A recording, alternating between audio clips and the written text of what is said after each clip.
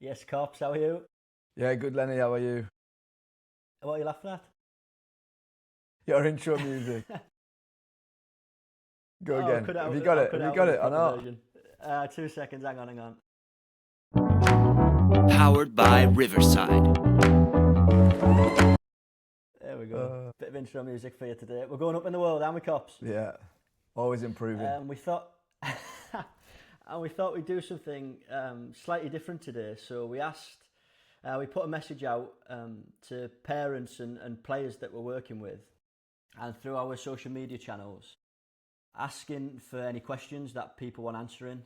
So what we've done is we've collected a couple of different questions that parents have asked, and what we thought we'd do is go through them today and try and answer a few of them questions. The first one that's come in, Cops, was why can a player look confident in training but completely different during a match? Yeah, really good question. I think, and I go back to me as a player, so I've experienced this on numerous occasions as a young player, but also as a professional player. I think everybody's different. We say this all the time. Like, there's no one specific way, but I think for me personally, I experienced it when I was growing up. A lot of the time, it can be fear of performance or building up a match day bigger than what it actually is. The pressure that's built up by coaches, managers, parents, people on the sideline. There's so many different factors I think that play a part in you. You know, when you're training, there's nobody there. You don't feel any pressure. I always go and speak about, like, you know, when I played down the park with my friends, you know, there was no pressure whatsoever, and I could just let go, and I performed really, really well. I wasn't scared to make a mistake. I sort of like expressed myself, did things that I wouldn't do if I was in a match. So for me, I think a lot of the time it is that it's how you play it out in your mind. It's how you frame it in your mind. And then if I go back to when I was actually a professional footballer, when I moved to Doncaster, I again, that was one of the reasons why I ended up working with a mentor, working with Terry, was because Dave Penny said, look, he's the best player in training every single day, but he just can't replicate it in a game. And I think the block for me, or the thing that I found the hardest, was pressure, was having to perform, was telling myself that I was never going to score. I didn't score in my first season for Doncaster, didn't score one goal. And it was constantly like sort of having that sort of framing it like that I'm never going to score. Little things would put me off, what coaches would say before games, what players would say. I'd take things in, like almost in, and then they would like stay in. So again, I learned to sort of filter things, and again, I didn't realize you could do that up until that point. But yeah, I genuinely feel like it's got to be that, you know, in training you don't feel pressure, you don't feel like there's or you're sort of playing it out differently. Whereas I think when it comes to a game, I think you can hype it up and you can make a bigger thing. I spoke to a player recently who said, every time I go into a game, I'm nervous. Doesn't matter what game it is, I'm nervous. And I said, like, does it help you being nervous? And he said, I honestly don't know, because that's all I've ever been is nervous before a game. And I think some games, like, being nervous is a good thing, and understanding how to manage it is a really good thing. But if it's affecting your performance, it's affecting how you play, then I think it's, again, something that you need to work on and perform and change different strategies. Is there one tangible thing or one little piece of advice that a parent or a young footballer could try um, and just test out to see that difference between whether it is pressure related that's affecting how they play? Is there like any little strategies or techniques you've used? Yeah, the biggest one that I use, and we go back to it all the time, and like you can take it however you want to do it, but like for a lot of people, they don't change their thinking, and they don't know that they can change their thinking. So for me, it's, again, like I said, it's about how you frame it in your mind. So if you frame it and start to frame it differently in your mind. So again, this is how I did it. I trusted what I did Monday to Friday. So if you're not playing professionally and you're a young player and you train 3 days a week, like, just trust what you do 3 days a week. And then when you go into a game, just let go. The automatic response is that, you know, I need to be thinking about the game. I need to be thinking what I'm going to do when they get the ball. I need to be thinking all these things. where it's actually the opposite. It's about letting go. It's about getting into flow state. It's about trusting what you've been doing Monday to Friday for me, when I was a professional footballer, it was like trusting what I'd been doing since I was 7 years old and just trusting that it was going to happen. And that's not always an easy thing to do when you're constantly thinking about, right, I need to do this, I need to do that. You know, my dad's telling me this or my coach is telling me that. And, you know, I don't want to let anybody down. And it's constantly overthinking, I think, that got the better of me. So my advice would be to not overthink and to start trying different strategies. One of them being just let go. Just trust. I use this word. In fact, it was a coach that told me, as soon as a whistle goes, just get lost in the game. So as soon as a whistle blows for the game starting, just get lost. Don't think about anything and just get into an unconscious state, which is flow state. I love that. Flow state is... I actually heard Novak Djokovic talking about it last week. There's like a little clip of Djokovic talking about it, and he said that is the aim of everything he tries to do. The reason he does so much prep and so much work on his mindset mentality is then to be able to get into flow state as often and as frequently as he can. There's something, what we love, and we speak about it a lot, is the fact that me and you, Cops, come from completely different ends of the sort of football world, don't we? In the sense of every single day, for the last 20 plus years, you've worked in the like professional, senior players in the senior environment, and still now coach and support the first team and all the players, 16 plus. And my experience of football has been from like working up from the opposite end, so starting with 5 and 6 year olds, the first ever teams I started coaching, and now spending the last 8-9 years coaching predominantly with the foundation phase age groups. And it's really interesting because the things you say, there's little things you can apply and almost put it through a little lens, you know, of what makes sense for an 8-year-old. And it's what I've loved doing, is like hearing you say that, for example, and talking about how you trust yourself from the things you've done.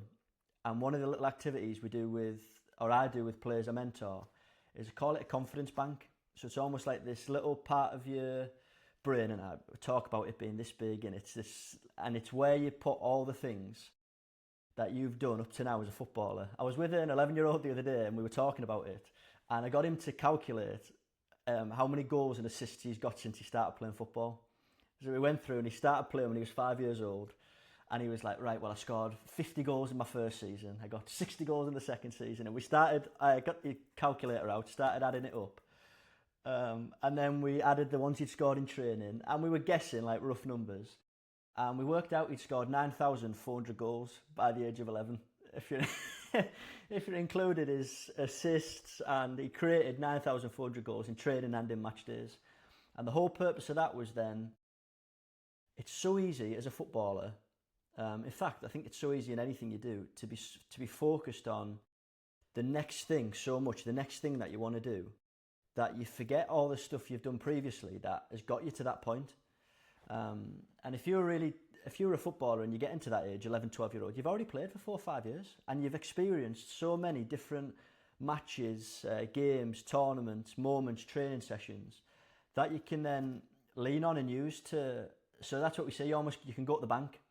So you imagine and remember and pick out them best goals you've scored, the ones you remember out the 9,400. And you pick out the best ones, and you can almost go back there, you know, and visualize it and reimagine it and bring it back to life, and use that as a way of maybe in the car on the way to football, and use that as a way of helping yourself feel confident because you're remembering the things you've already done. Did you use that sort of in your career? I know you spoke about how you'd build trust with it, but was there ever a time, maybe before a game or on the way to a match, where you would visualise and think about like past experiences? I visualised all the time, but again, what I don't want people to think is like flow state. It's like you then sort of start speaking in a different language. It isn't a different language. This isn't something that I think people should be like afraid of or almost go like, "What the hell is that?" It's like, no, this is about finding a way of performing every single time you play. So you can get into flow state, so you can get into optimal performance, so you can get into a state where every day that you train, you understand what that feels like, because we speak about when you're getting coached, whether you're a young player or an older player, when you're getting coached and your manager's stopping the session, stop there, and then he's explaining the session or he's explaining certain elements of the session that he wants you to improve on, then it's about you coming out of flow state and listening and taking on the information. And then as soon as he goes back into it, it's then about you getting into it again, so that you're not thinking in sessions or in games. I know when I watch games and I watch training, when players are thinking, when they're sort of like, thinking about or worried about what's just happened, or thinking about they've just give the ball away, or thinking about what they're going to do when they get the ball, because their performances look clunky. And they don't flow, they don't seem like they're in the game, and you get inconsistent performances. That's what I did. So I was thinking in games, I was worried in games, I was sort of putting too much pressure on myself before games. Whereas like when I developed this strategy about getting lost in the game and just letting go, it was almost like the opposite of what I thought I needed to do. Again, working with hundreds of players around this and actually introducing them to, right, this is what it is. Again, we go back to, if you don't know what flow state is, if you don't know you need to get into flow state, then how are you supposed to ever be consistent? Yes, you can do it and you will get into flow state sometimes, but then you'll come out of it and then you'll go back into it and you'll be like, what's going on? But then when you actually understand, I've developed a strategy to get into it and be able to perform every single time I play, or give myself the best chance of doing it, 90+% of the time, then, it's down to you then. It's not down to sort of luck. So yeah, I think for me personally, it's visualization was a massive technique for me. I didn't realize when I was younger that visualization was things that I did, imagining scoring goals, imagining moments, big moments. Again, I've been through it, but I scored in my 500th game. I scored in my 500th first game that was at home. I scored against Brentford, the last kick of the game to win the league. I scored a hat-trick in the playoff semi-final. I scored that free kick against Hull that I visualised. I scored a hat-trick when I was, again, looking like I wasn't going to get picked for England. I visualised like scoring a hat-trick the night before, and I ended up doing it. And again, we work with players, and the best in the world are doing it. So Bellingham, Anthony Gordon, Wayne Rooney did it. Lewandowski, he's done it. He's again put an unbelievable video together about how he does it. Mo Salah says 90% of his goals come from visualization, and it's just like it can't be a fluke. It can't be something that these people are doing and it doesn't work. So it's what we speak about again all the time, is the invisible skills, the skills that we're trying to make people are aware of, that you can work on these skills. You can work on self-belief, confidence, resilience, courage, leadership, communication, all the skills that play a huge part in consistent performances, in optimal performances. What did that visualization look like when you were at the England camp? Did you know you were actually doing like visualizing at the time? No, for me, I've always visualized. I've been I'm like somebody that has, and visualization is about feeling for me. But you say visualization, you explain the techniques to people, and they think, well, why aren't you just visualizing scoring a hat-trick every week? And it's about like you having that feeling and creating that feeling of what it feels like to do it. And people will be doing it unconsciously. The best sports people in the world, the most successful people in the world, manifestation, whatever you want to call it, people will be doing it. People are fully aware of this. I've been studying the best in the world for best part of the last 10, 15 years, and everything you read about, high performance, it comes back to a lot of the time is feeling and visualization. And yeah, I was doing it unconsciously without knowing it, listening to music, sort of having that feeling of wanting to do this, wanting to do that, having that feeling of, scoring a hat-trick, having that feeling of, scoring against Brentford. I remember laying in bed, and I roomed with Dean Furman, and we spoke about somebody can be a hero. Somebody can go down in history at Doncaster, last day of the season against Brentford, and we needed to just draw to go up into the Championship. And that night I visualised scoring the winning goal, and it's like, people can believe me or not, but I ended up scoring the winning goal in the last kick of the game. And again, I had that feeling. I sort of laid there that night, and I always do it on a night because you're going to be there, you're going to be going to bed. You might as well try and practice it. And it's then, even then, I didn't realize the power of it and how you actually did it and the actual sort of scientific reasons behind it. But actually doing it and then reliving it and then scoring that goal, it was like, that's unbelievable. That's something that, you know, people will never believe. But then again, when you go into it and you look at all these people that are doing it, all these people that are speaking about it, we speak about the best leave clues, the best in the world leave clues. And, you know, you only have to listen to people talking about this to understand that people are using it as part of their preparation. Yeah, brilliant. One of the other questions we'd had sent in was, my child's had a difficult game and they've struggled, they've had a poor performance. What should I be saying to them in the car on the way home? Again, another good question. I've been through this with both my sons, but it has to be about all the things that they can control, in my opinion.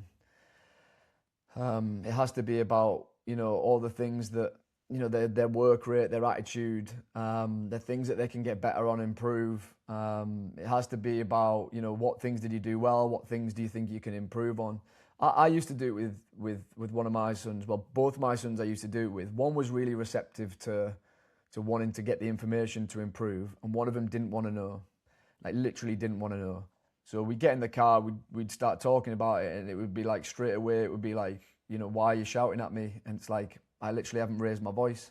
So he thought that I was shouting at him, but it was like, it was obviously a change in my tone. So what I learned to do, and this isn't easy as a parent, what I learned to do was, I learned to not do it to my son. So one of them I did it to, and it was really good, and he listened and everything, and we got on really well, and he wanted that information. I asked him, do you want this information? And he said, yeah. The other one said no, so I stopped doing it. And what happened was, we got in the car, and you know, we'd be driving home, and then all of a sudden he would start the conversation. And he actually came up to me and said, like, why don't you ever give me any you know, feedback anymore? And I said, you didn't want this information. So what he really wanted was, all he wanted was the good stuff. He wanted the pat on the back, but he didn't want to know how to improve and develop. So again, it's like trying to change and look at a different strategy. So what I actually like heard somebody talking about it, just let them talk, let them lead it. So and it's really hard as a parent and as somebody that's been involved in football to just be quiet about it and not sort of pick him up on the things that you think he can improve on. So I did that, and sometimes it would be the fact that we even got home, so we didn't say anything, and then we got home, and he would have a shower, and then he would come into the room, and he'd say, like, what did you think? You know, I should have done this, or I should have done that. And it was really good because it changed our relationship massively. Because again, we'd have the moments where you get home and, you know, he'd lose a game or he'd had a poor performance, and it'd end in my wife saying, like, what's happened? And it's like, oh my God, you know, all hell would break loose. But I think for parents, it's again, like everything, it's failing fast, finding strategies that work, getting the information, it's why we're doing this, and then trying to apply it. So I think it's different for different, everybody's different, everybody thinks differently, everybody reacts differently. But that was just my two sons' examples, two complete different ways of taking in the information. No, brilliant. We actually had a young footballer get in touch, and their question was, I make mistakes in games and I really struggle to manage it, and the phrase they used was, I lose my head really quickly during games.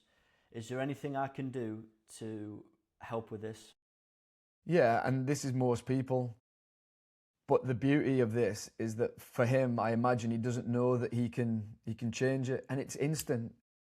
For people say it's so hard to change it, and it's like, well, it's going to be hard if you're going to keep telling yourself it's going to be hard to change it. Guess what? Like, it's going to be hard to change it, and that was me. That's most people, but it's not hard. It's like just changing your thinking, but doing it tomorrow. So if you've got a training session tomorrow, you have an opportunity to improve it. You have an opportunity to change the strategy, to change the way you're thinking about it. So, for example, if you make a mistake, again, a strategy that we use, that we speak about all the time, is next action, not last action. The amount of players that we work with that go, oh my God, it's unbelievable. I hear people that I coach say, next action, next action. You can't do anything about what's just happened. So you can't go back in time, you can't rewind it and change it. And everybody makes mistakes every single day. You will never go into a training session and not make a mistake. So once you make a mistake, your focus needs to be on the reaction, on what you can do next.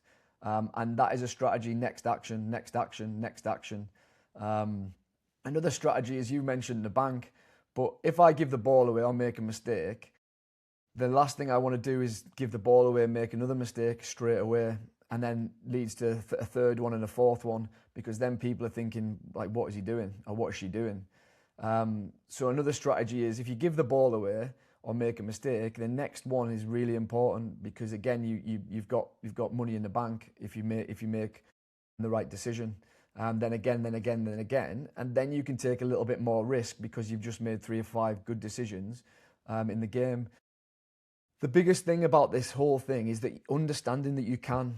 So understanding that you can change this about your game. This is what frustrates me really, is, people that talk about mindset and mentality and think it's bullshit, or it's like, it's this thing that, I shouldn't be doing, or what is it because I can't see it, or do you know what I mean? It's like, no, this is like so much of your game that you can just develop and improve.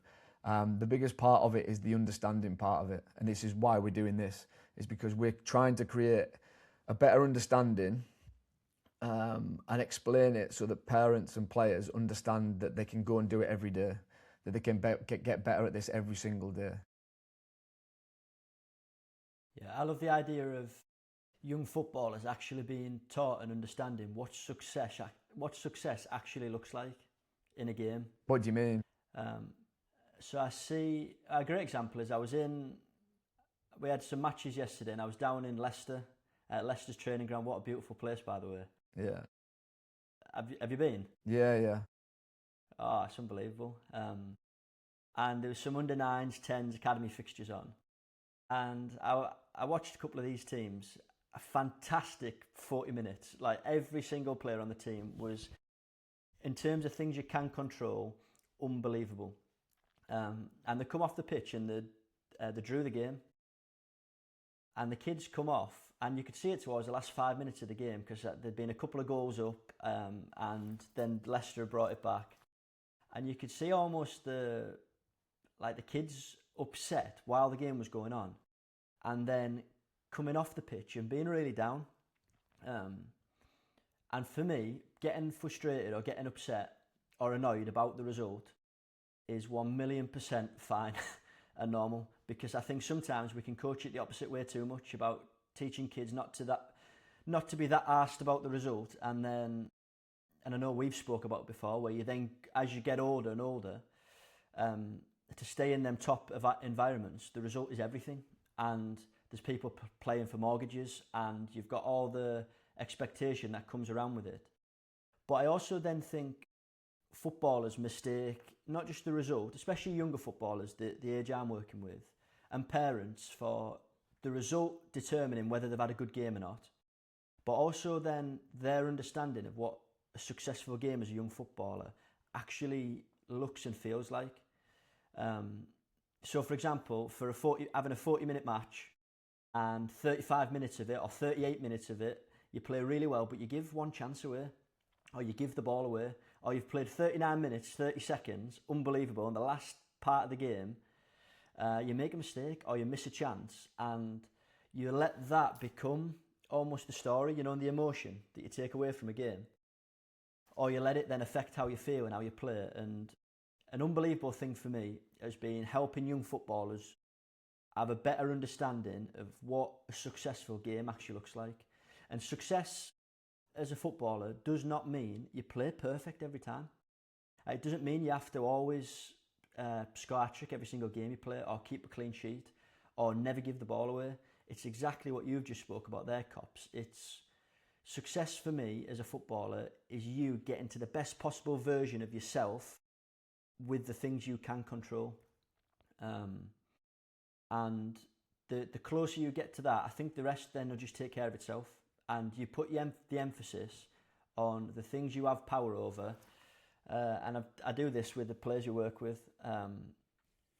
We have a list. We get a piece of paper and split it in half. And I'd actually say to any parents who are watching who want to try this, do it with young footballer and just see what they come up with. And one half of the paper, so your piece of paper, draw a line down the middle. On the left-hand side, write down things I can control as a footballer. And on the right-hand side, you write down things I can't control as a footballer. And see what your son or daughter comes up with. Because I've found doing that activity, letting the kids go first with it, I see so many kids put down things I can control, the result, what other people do. All things that really it's almost impossible to have any control over. And then I think it goes a long way, to explaining why a kid might be then getting frustrated in a game. Because they feel like they have to, or they have control over these things that they just don't. And you'll never be able to. When did you realise, Cops, that there was things you can control and things you can't control? Probably when I was 23, which again is so it's so sad because I think a lot of it I did unconsciously, so a lot of it I worked out. But then as I got older and as things changed and as I had to deal with certain different bits and pieces, pressure, playing with expectation, all of that type of thing. Again, it's sort of hit and miss. That's why I think this is so important. You can't argue against what you just said. You can't argue against the fact that all these things that we're speaking about play a part in performance and play probably the biggest part in performance. Yes, you can be technically really good and you can be physically capable and tactically understand what's happening.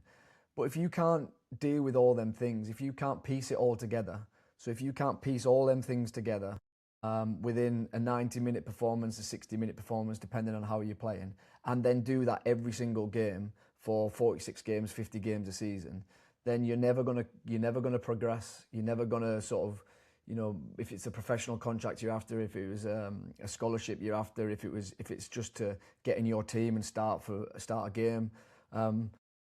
We've got to remember that. So what we're talking about, go on. Yeah, I also think it's enjoying it more as well. I think it's actually, and that's been one of my favourite things of speaking with parents of players we work with, is once you start to take back control of your own thoughts and feelings on a football pitch, you start to enjoy it more. And you can't not enjoy it more. 100%. But like, how can you? I know so many players, and I still see so many players not understand this and still struggle to think, like, why aren't I playing well? Why aren't I being consistent? Why aren't I doing this? Why aren't I doing that? And it's like, well, you're not taking control of this. You don't understand this. You're applying the wrong strategy for this. So I think and we probably say this every time, but it's so important to understand what this is.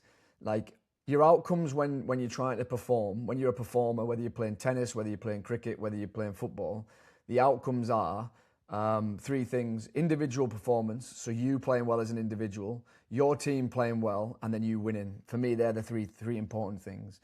And you've got to find out, how can I play the best I can play? How can I help my team play the best they can play? And how can we win? For me, there's no other thing that really comes, unless you can think of one that I haven't thought of. I think they're the three things that we're looking for. So if you're hoping, and this is my opinion, if you're hoping that you perform well just doing technical performance, tactical performance and physical performance, and just hoping that it goes well for you as an individual and your team, then for me, you're missing a trick. You're missing out on something that could give you, what, like you said, make you enjoy it more and feel more in control of what you're doing. Yeah, it's the best feedback. Of all the feedback we get, every time a parent says, or I speak to a parent on the phone, and they're playing with a smile and they're watching the kid on the side of the pitch and they're watching, and they can see that. I had one of the mum text me this morning of 11-year-old who had been mentoring, and she said she was watching yesterday. She said she welled up on the side of the pitch because she could see her son actually enjoying playing, which sounds daft because it sounds like yeah, you always, why would you play if you don't enjoy it? But so many young footballers, so many footballers are playing and not enjoying it. What does enjoyment mean? So when we say enjoy playing, what does it actually mean? Like what do you mean by enjoying it? So I think it means show it like being excited to go and then being present when you're actually there. So being fully present in the moment of getting into flow state, of helping your team, of trying to be the best version of yourself. So not being perfect, but having a good game because you're controlling the things you can control. And getting to like really love that buzz and that feeling of being part of a game, being part of a game of football. For me, that's enjoyment. And exactly how she described it was she could see him, like the ball had went out, he'd had a chance, and she said he just missed, but he's ran back into position straight away with like a smile on his face. Yeah. Because he's actually enjoying the process. He's not just enjoying scoring and that feeling, and then he's playing 79 minutes of an 80-minute match with fear and worry, and then the 1 minute where he scores he's happy. He's actually enjoying being present, and it's something we've spoke about together, of how can you be more present and actually feel it more as a footballer. So get into flow state more. But if you start talking about that to an 11-year-old, it doesn't make sense. So then you break it down and you go, what does success look like, and what does a good game look like? Take away the emphasis on things you can't control, help players understand the things that they can, because straight away you split a lot of people's problems in half just by doing that. 100%. The amount of young footballers I work with and parents whose worries or things they're struggling with come from things they can't control, but that young footballer's never thought of it or never had it explained. Or the best one, and this is what I love doing, and this is what I laugh about, is the amount of parents who say, I joke with parents that I will say, and you'll pay us money to say the exact same things that you were saying to your kid. And we do, and it's right. And I'm guessing you have the same cops with some of the players you work with, but sometimes it's just from a different lens. So like, I had a really good chat with dad of his son's an under 10, and it was like a lot of the messages he's saying, a bit like when you talked about coaching your boys and it's sometimes not going in, is that a lot of the messages we say to footballers are the exact same things that the parents are saying, but sometimes from a different lens or a different angle or a different perspective, maybe a different way of saying it, the message lands or the kid thinks about it slightly different. And that's what I've loved doing. I've loved being able to support, almost empowering parents, through the work we do with players. Yeah. To then, have you seen that with the players you work with, the parents you work with? Yeah, I just want to go back to what enjoyment looks like. For me, enjoyment, because I think it's again so it just depends on who you are, and it's different for different people. But enjoyment has to be about you. You said it. It has to be about you wanting to become the best version of yourself. And I know that's cheesy, but it's almost like enjoyment is you wanting to get better every single day. When you can get to that point, enjoyment isn't winning, because that's a given. If you win a game, if you play well, if you get man of the match, you're gonna enjoy it more. That's just like a fact. But if you can go into training every single day and go to games and lose games, and then wake up on a Monday morning and then enjoy and look forward to going in to get better, then you've cracked it. That for me is enjoyment. That's why we do what we do. That's why, for 17 years of my career, I woke up every day just knowing that I was going into training to get better, to become a better person, to become a better player. And I don't give a shit if that sounds cheesy or not, but that's how I saw it, and that's what got me results. I just spoke to my son who's out in America, 18 years old, and he unfortunately he can't play until his results. He sort of gets all of his results checked and everything. So they've started the season, and he's had the 5 days where he's not been involved. And he said to me, "It's been the best 5 days I've ever had." And I said, "What do you mean?" He said, "Well, these 5 days I've learned so much about myself. It's unbelievable. He said, I'm writing in my journal and I'm on day 21. And he said, I can't believe how good and how productive these 5 days have been. And for me as a dad, that makes me so like, I don't know, it just makes me so proud because like, imagine going into them 5 days, he could have quite easily said, like, these have been the worst 5 days ever. You know, people are playing games, I'm not playing. But his focus has solely been on everything that he can control. He's been in the gym every morning. He's been to his lessons. He's eating the right foods. He's doing all the right things. His focus is on all the things he can control. And again, it's just a really good example of how important it is to enjoy getting better and improving as a person and as a player. Because if you can do that, and that's why we do what we do, you can do anything. Because it doesn't matter whether you win or lose. It doesn't matter whether your outcome isn't what you want. Because the next day is a new opportunity to go again and again and again and again. Oh my God, I got a bit upset there. Oh. He's having a good time, Isaac, though, isn't he? Enjoying it. Yeah, well, I know he is, but again, it's just, I don't know. He's taken a lot in, and he understands, you know, these type of things that we speak about. We've been working on it for years, so it's almost again like preparing for these moments. So you're gonna have moments where it's crap, and you know things are you're up against it more than you are good moments. And I always say it, if you can, resilience was my best skill because, you know, I knew it had to be. So if you want to be a footballer and you're not resilient and you don't understand how to build resilience, then you're going to find it really, really hard.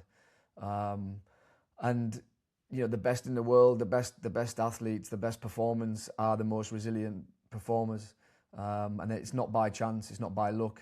They're working on it every single day and they're clear on what it looks like.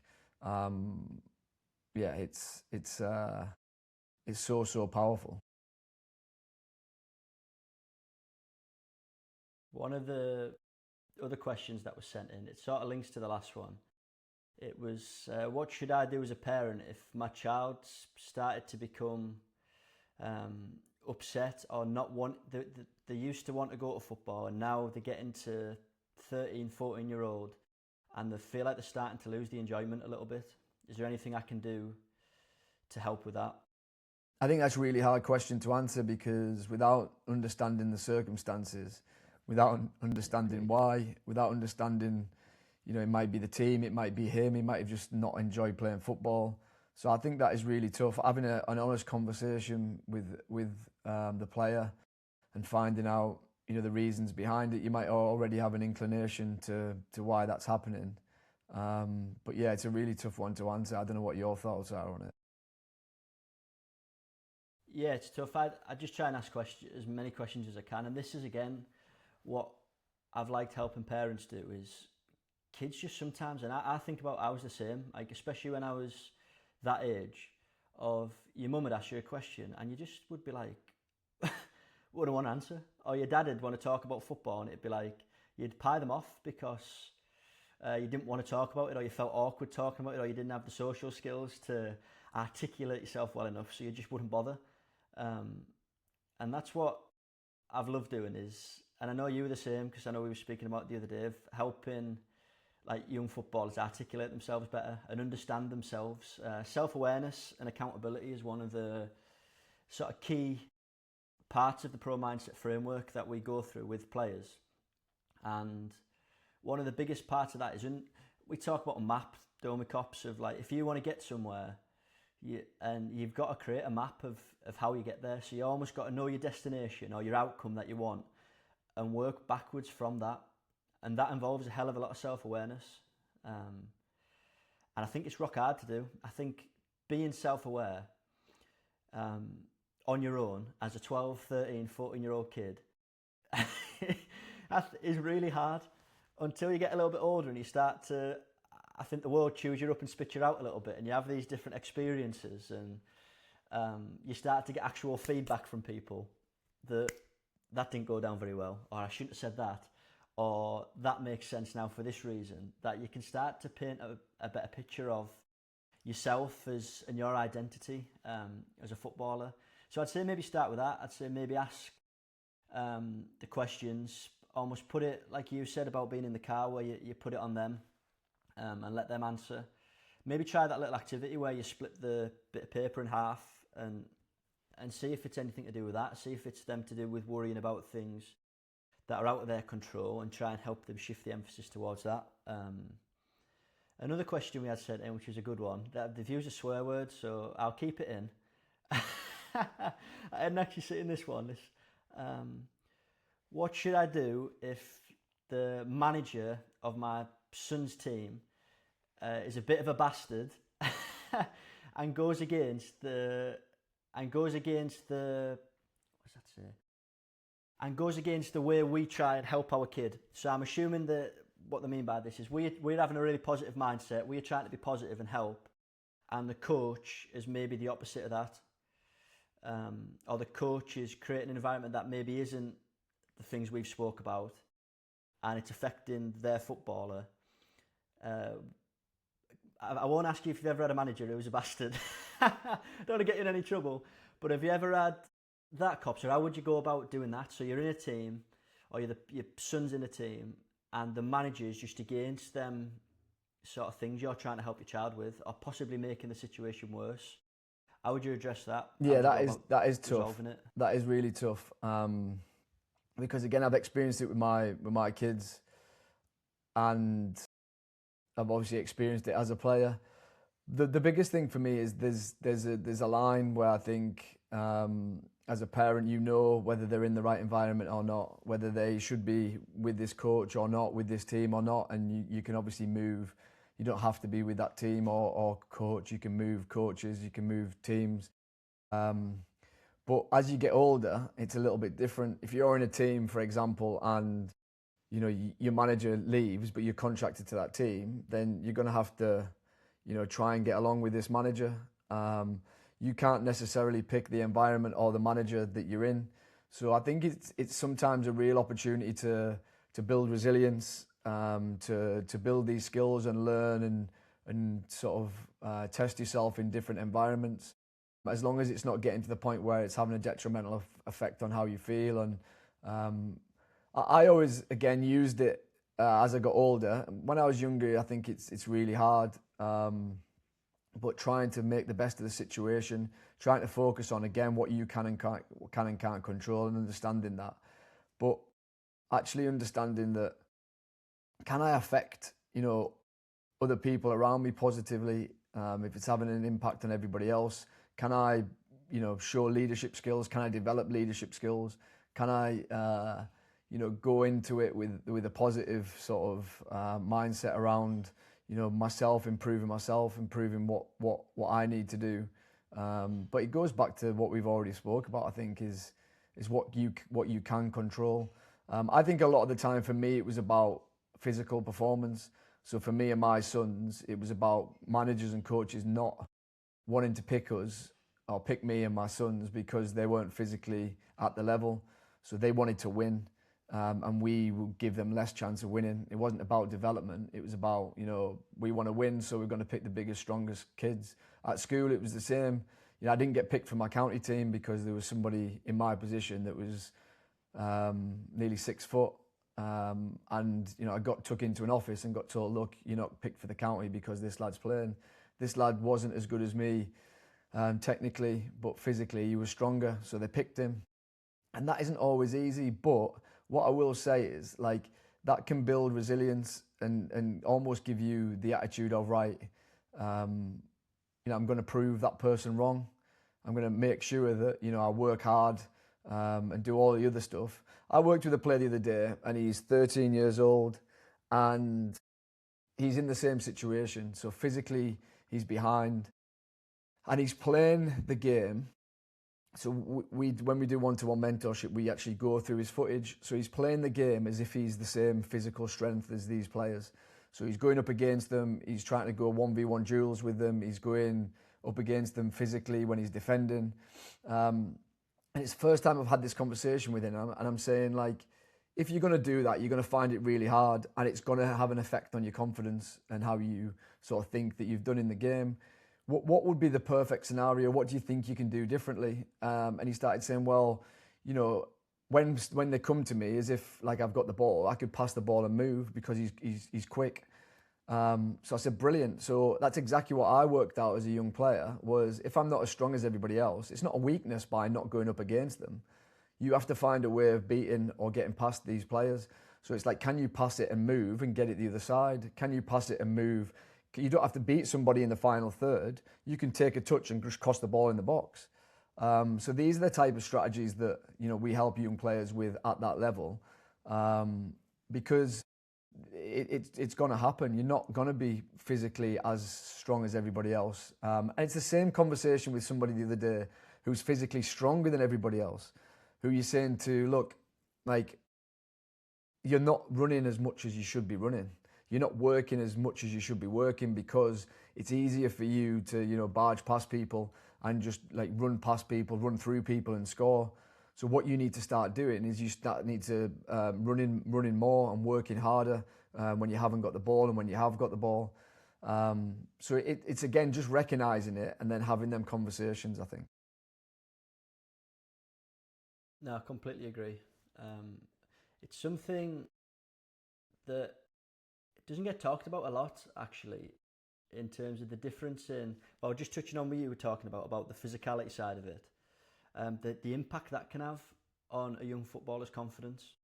You know, if they're not aware of it, if they're not aware that they may be going through a period where the other kids have grown a lot quicker than they have. I wasn't aware and of you it. can start, yeah, when you were younger. No, I wasn't. I wasn't aware of it. Like, so people were getting picked for academies and school of excellences, and I wasn't. So I wasn't like, and I wasn't aware of it. I sort of knew in the back of my mind that something must have been happening. In fact, I questioned whether I was good enough or not, because nobody actually. And I speak to my dad about it, and my dad's like, "Yeah, I never really thought about it, like the physical side of it." But you know, for my kids, I'm sort of clear on what it is. I know what it is. I know how important the physical side of the game is, and how coaches that want to win all the time, you know, want physical players in their team. And I can understand it to a point because we spoke about winning games. And it's unfortunate sometimes that, you know, you can be a really good player and physically not at the level and not get the type of game time you want. That's why I think when I wasn't at an academy or school of excellence, and I remember my dad taking me to Middlesbrough. So I went to a game, we went all the way to Blackpool, and I didn't get on. So I travelled all the way to the game and they didn't put me on. And I said to my dad, I'm not going back. Like, I'm not doing that. I want to play football. I don't want to play. I'm not bothered about playing for Middlesbrough. You know, I'm not going and standing on the sideline and not getting on. So my dad tells me the story of, like, pulled the coach and said, look, James doesn't want to come back. And he's like, what do you mean? He said, well, people had died to come to the School of Excellence.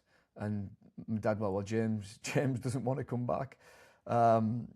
And that's how I felt. It was like, you know, I'm not going to just sit around and not get on and not play. I'd much prefer to go and play with my mates or play, you know, down the park or find a way of, like, just enjoying playing football. So that's what I did for 3-4 years when everybody else was at Academy, School of Excellence. Best mate was at Forest. My cousin was at Middlesbrough. So for me, it was just about playing and enjoying it. And I think that, again, is so hard for young players because they get almost like, you have to be in academy. You have to be in academy. If you want to be a professional footballer, you have to be in academy. Yeah, and as someone who's in it every day, I just don't think it's true. In fact, I know it's not true.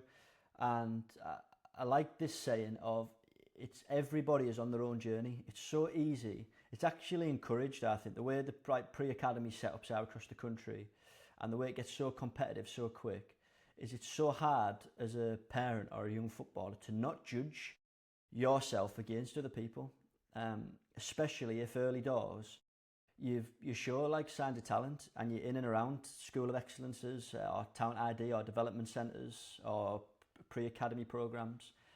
And then the physicality corner side of that is you've almost got to, I think if I'm a parent and I'm looking and I've got a young footballer and I'm thinking about the physicality side of the game and how can I help improve them in that, I almost think you've just got to go you versus you. Because if you're a smaller footballer and you spend all your time getting frustrated, why the big kid's getting took in? I'm so much better than him technically. Why is he getting took in? It's just time spent on getting frustrated on the things you can't control. And the opposite way around. So I see it happen quite a lot where kids who at 7, 8 year olds show really strong sort of physical capabilities will get took in. And by the time they're 11 or 12, the other kids who are late developers, Q4s, will catch up physically and they'll have been improving technically, tactically. And it's not a marker of success long term. I think a lot of parents would snap your hand off to be in an academy early doors. And there's some good evidence around being in a pre-academy. For example, I think the last England team, I might not get this exactly right, but around 75% of the team were in an academy at pre-academy age groups. So just to stop you there. So with being in an academy, what do you think the benefits of being in an academy are, and what do they outweigh not being in an academy? Yes, I think the times have changed recently in the last few years or so, where now you can build. So the differences on paper would be higher quality coaching, a better, more competitive games program, and more minutes on the grass, more hours of coaching. And as a parent, you're not then. But this is where it's changed. Is now I genuinely feel like if you were in grassroots system still, you can build an unbelievable weekly schedule for your young footballer if you really want to. That, in my opinion, is just as good as an academy program, because the majority of the best academy coaches will do their own sessions elsewhere. So they'll have their own private companies, or they might do extra sessions on the nights a week they're not in at the academy. So if you really wanted the exact same coaching, you can probably go get it. There's some unbelievable coaches out there who could be coaching in academies, or have previously, but now coach for themselves 5 nights a week, and there's some brilliant coaches there. A big thing for me is minutes. So I think what maybe academy footballers get more than grassroots footballers is actual contact time with the ball in sessions. So for example, Cat 1 Academy, you might have 2 hours training on a Monday, 2 hours training on a Tuesday, an hour and a half on a Saturday, and then a games program on a Sunday. And if from the age of sort of 9 to 12, you were doing that and you're training and playing 6 to 8 hours a week, and maybe in grassroots you're only doing 2 or 3 because you've got a session a week and then your game, I think that's where a gap can open up. But I also think as a parent now, you can definitely, if you want to, the only caveat is it then costs more money because you've got the travelling, which you have the same as an academy, but then you're paying on top of that for the good sessions, for the extra, might be a sprint coach or an S&C coach, as they get a little bit older that you start to work with. But I think the difference is now the gap is getting smaller. And the programs, with a caveat of you have to pay for it as a parent, which is then can be tough, 1,000,000% for depending where you're at, and also the level your child's at. And I also think we can get to, and you catch yourself doing it sometimes, of remembering that they are 9-year-old or they're 8-year-old or they're 6-year-old, and we're talking there about putting a program together. And that's why love and inspiration has got to be at the heart of everything, whether you're playing in academy, grassroots. Your kids got to love what they do. They've got to love the feeling of going. You don't have to be driving 2 hours to a session where they're playing, or driving all the way to Blackpool and not getting a minute because it's an academy or a school of excellence. It's the running theme, the one thing that I've seen that is in common right across the board of the kids who go on and have longevity and enjoy it and are performing at their best, is that they love doing it, and the parents enjoy it as well. They actually enjoy the process and the journey. It's a long effort and it's a long slog if you don't enjoy it. That's the biggest thing that you haven't mentioned for me that plays the biggest part. And again, it's you can't see it, but it's the belief system that an academy creates. So if you're in an academy, if you're putting on Middlesbrough, if we use Middlesbrough as an example, or whatever club, if you're putting on that shirt and you're surrounded by people that are telling you that you're going to be a footballer and you believe that you're going to be a footballer, that carries more weight than anything for me in terms of, and that's why for me it's so important, as from a parent's perspective, if that's what you want to do, to continue that belief system and continue to not tell your child that they have to be in an academy if they want to be professional footballers, because that's what happens. If I constantly tell my son, you have to be in an academy to be a professional footballer, they start believing it. So when they get to 15, 16, 17, 18 and they're not in an academy or they're not getting close, then that doesn't become a reality. That's never going to be a reality. Whereas if you're in an academy from a young age, you're told that that's what's going to happen. You're led to believe that that's the route that you're going down. So you start to believe it. And especially when you're younger, you don't know anything other than that. So if you can attach that and you technically, tactically and physically start to get better, then you've got potentially more chance. But if you're told from a young age that you still have a chance and you're not in an academy, then you've also got a chance. It's harder because you're up against and potentially in environments where it's not as professional. People don't think that they're going to be professional footballers or they can be professional footballers. I've lived it, I've experienced it, I've seen what it takes, and I know that there's technically, tactically and physical players out there that are better than current professional footballers. But the difference for me is that the ones that are professional footballers believe they can be professional footballers. And like you say, they love it. They go in every day and they love every single part of it. So again, for me, that is, and something that, if you're wearing a Man United badge, if you're wearing a Newcastle badge, like it gives you that weight. I remember putting the Newcastle United shirt on. Bear in mind, I was at Darlington. And when I put that shirt on, I felt like a professional footballer. But then when I put a Newcastle shirt on, it was like, oh my God, this is like unbelievable. Still gives me goosebumps now. To think that like when I was putting that Newcastle shirt on and I was going on the pitch, representing Newcastle United, it gives you that extra bit. It gives you that extra bit of belief. And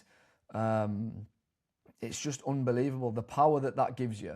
And then you go all around the world, Real Madrid, Barcelona, Man United, these big clubs that, we can't measure that feeling. We can't measure what that feeling gives players.